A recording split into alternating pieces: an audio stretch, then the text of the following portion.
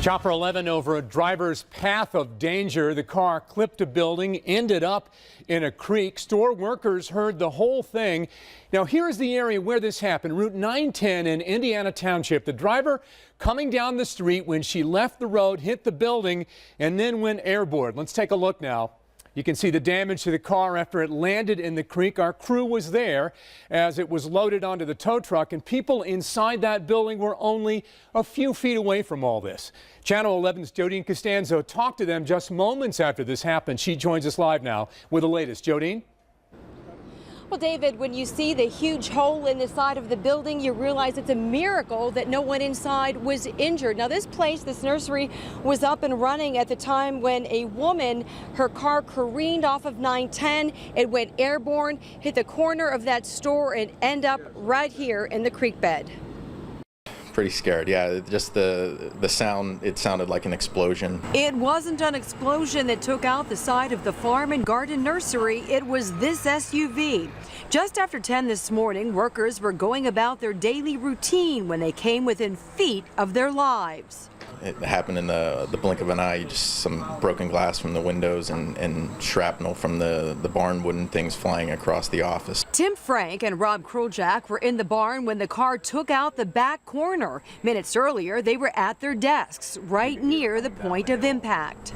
My boss and I looked at each other. We knew something was not right, and both kind of took cover, and a second later, there it was. I saw the corner of the building just go flying by. The SUV was driven by Donna Gregor of Gibsonia. This is the wild path the car took. It went off of 910 down the hillside. Tire tracks show it drove over an AC unit before going airborne into the barn and then flying 15 yards over this field and crashing into the creek bed. Workers rushed to help Gregor, who they say was unconscious. As for the barn that sits ever so close to the road, workers feared this day would come. When I put the desk up, I was like, man, it would stink if somebody lost control coming down the hill one day and took me out here. And that's why when it happened, we were just like, we knew exactly what just happened. You could hear the car smacking off the guardrail, tires squealing. Then I heard the horn go off a few times, big loud bang, and then a final explosion at the end, which was her hitting the creek embankment. And you were outside when she actually hit the building? Yes, I was not inside. Okay. How lucky is it that nobody inside was injured? We're all fortunate, yeah. We've talked about it, but we're lucky. Pretty shaken, though. Oh, yeah, most definitely. Yeah, because it was kind of a joke in the office. It's not a joke anymore. The first thing I remember is just hearing the noise of the car coming down the hill. It was loud enough that she was hitting the guardrail as she was coming down. And yeah, and then both my boss and I, who were in the office, just kind of knew what was coming. We ducked, took cover behind our desks, and then a loud crash, and that was it. We ran outside, and the car was in the stream outside our office. Wow, a close call for you guys. Very close, very close. We talk about it often.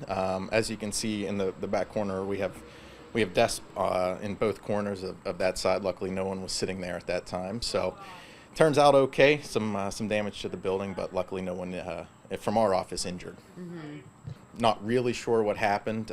We didn't actually see the car come through the building. It actually flew approximately 5 feet in the air through the top corner of the building, so I actually didn't see it.